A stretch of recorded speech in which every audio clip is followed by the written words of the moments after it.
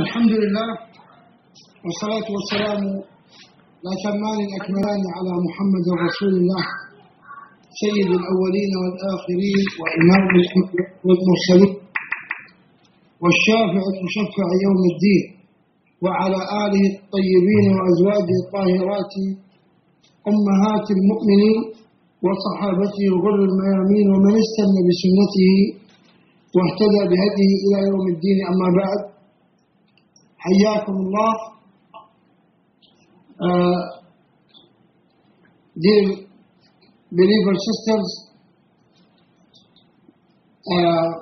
to this session, which is titled by the explanation of the benefits from the hadith known by the Hadith of Umm Zarr. It is the hadith that is narrated by Bukhari to al-Mu'mineen, to the mother of the believers, Aisha radiallahu ta'ala anha, who reported that one day there sat together 11 women making an express promise amongst themselves that they would conceal nothing about their spouses. And this story, as some of the ulama say, that it took place in the land of Yemen before the time of Rasulullah sallallahu alayhi wa sallam.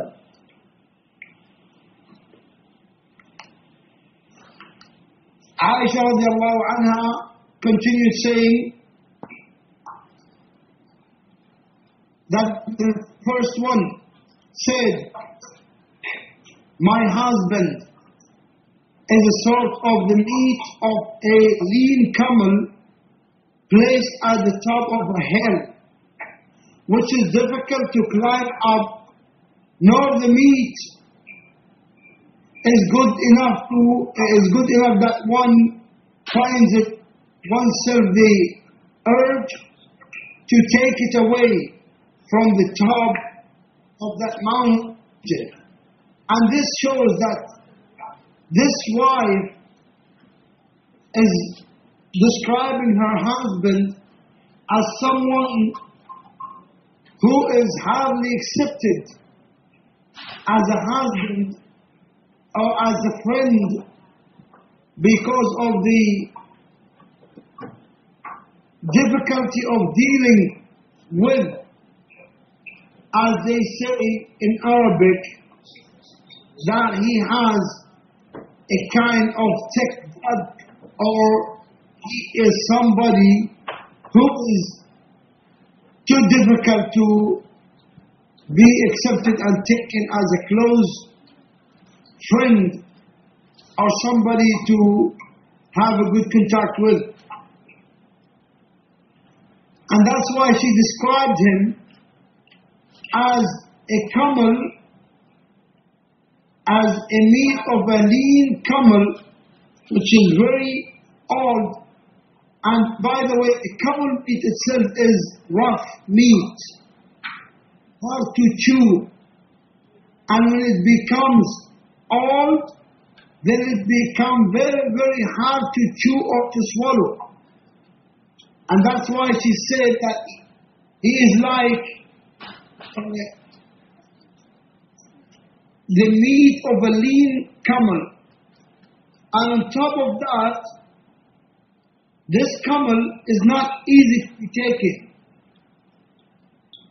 It is placed on the top of a mountain. So it is even difficult to reach, because the mountain is too high and too rough to climb. And above all that, the camel is too heavy and too hard to move. So she is saying that her husband is somebody that she doesn't like because of maybe because of his terrible mood all the time, or difficult understanding of others, or hard dealing.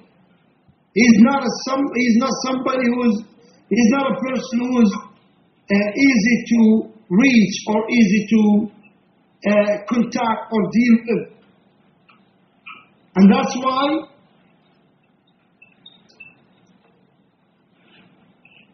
that's why she said that he is somebody who is like this type comer. Let me go once again to this first one and what she said about her husband. She said, my husband is a sort of the meat of a lean camel placed at the top of a hill which is difficult to climb up, nor the meat is good enough that one finds it. One finds it oneself the earth to take it away from the top of that mountain. So she is describing her husband as somebody who is difficult to deal with. The second one said, my husband is so bad that I am afraid I would not be able to describe his fault, both the visible and invisible, completely. And this shows us that he is somebody who doesn't like anyone to talk about him. Even if it is something true. And once he knows that somebody talked about him, then he might cause a big problem. That's why she said, I'm afraid I would not be able to describe his fault, both visible and invisible, completely. That means he has too many problems that she might not be able to describe them all, because he's going to take all the time from the other women in that sitting, because she's going to talk a lot about him. That's why she said, I'm afraid I won't be able to describe his fault, both visible and invisible, completely. The third one said, my husband is a long sputtered fellow. He lacks intelligence. If I give vent to my feelings about him, he would divorce me. He would divorce me, and I keep quiet. And if I keep quiet, I will be made to live in a state of suspense, neither completely abandoned by him, meaning divorce, nor entertained as a wife. So this one is the second one, husband, that he has so many problems that if she's going to explain and talk about, she might take all the time.